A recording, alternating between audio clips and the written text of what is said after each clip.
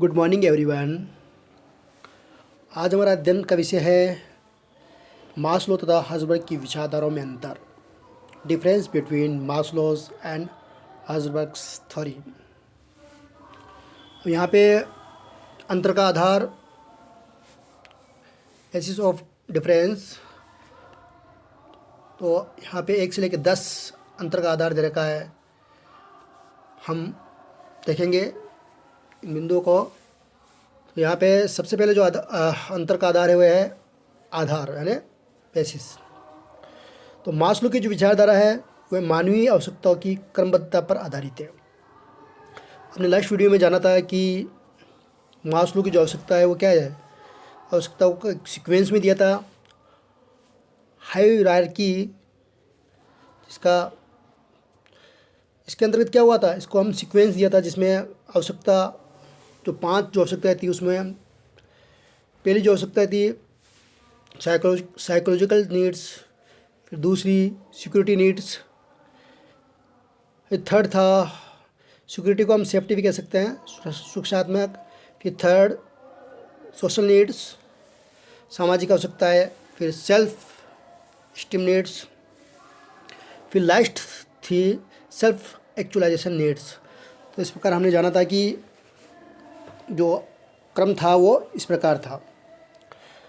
अब यहाँ पे हर्ज़बर्ग की जो विचारधारा, यहाँ पे हर्ज़बर्ग की को यहाँ पे 2 प्रकार के घटों पर आधारित है। जो हर्ज़बर्ग की जो विचारधारा है वो 2 प्रकार के घटों पर आधारित है। ये जो पहला जो घटक है वो है आरोग्य या पोषक तत्व, हाइजीन्स या मेंटेनेंस फैक्टर।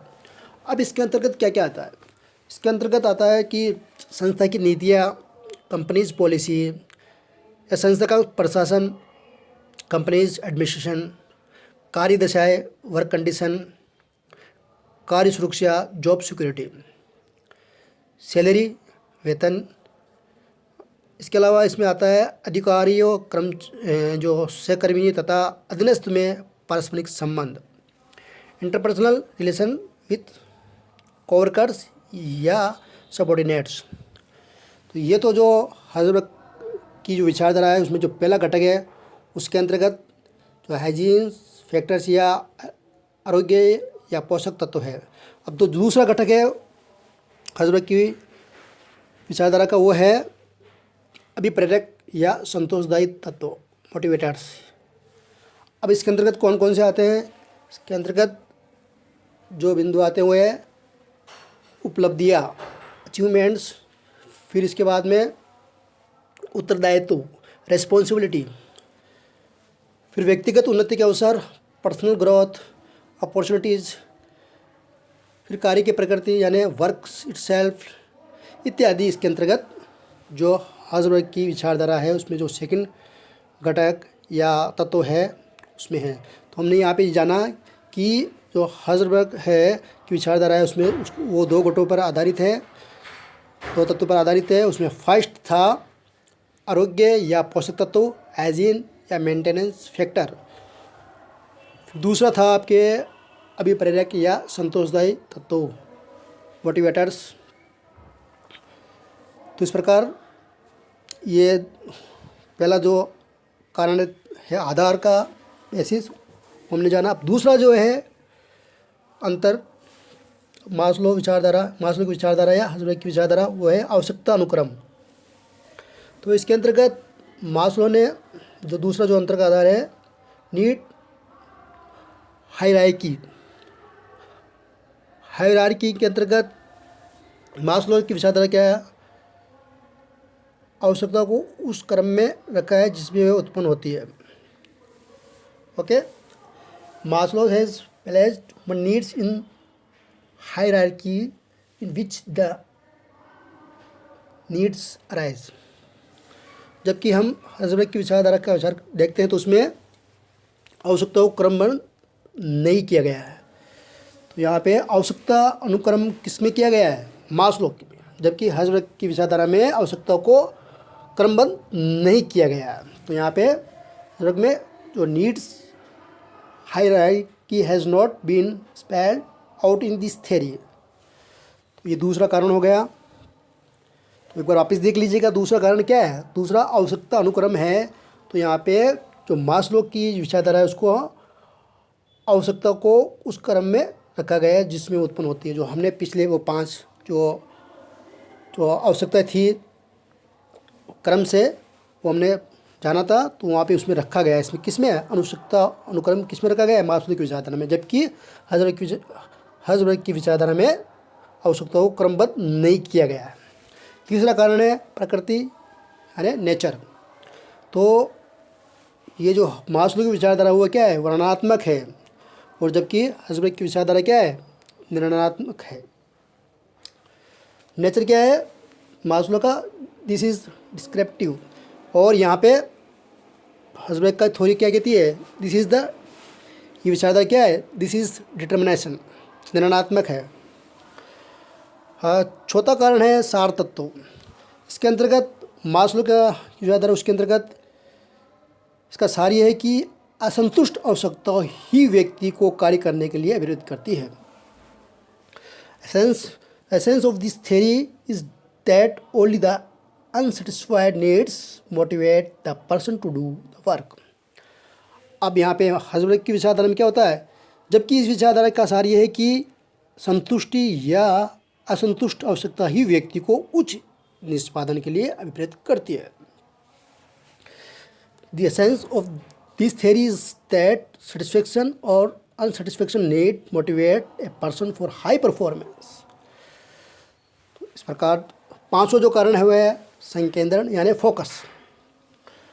तो यहाँ पे फोकस मास्लो की विचारधारा में क्या होता है, कर्मचारी की आंतरिक आवश्यकताओं पर ध्यान दिया जाता है। Okay, Maslow has focused attention on the internal needs of the employees, जबकि हर्ज़बर्ग की विचारधारा में क्या होता है, वातावरण, कार्य वातावरण तथा कार्य की विषय वस्तु के मध्य अंतर पर ध्यान दिया जाता है। किस पर, वातावरण तथा कार्य की विषय वस्तु के ध्यान केंद्रित किया जाता है। तो यहाँ पे Herzberg's focus is on difference between working environment and subject matter. Okay, वातावरण तथा कार्य की विषय वस्तु के मध्य का अंतर पर ध्यान दिया केंद्रित किया जाता है।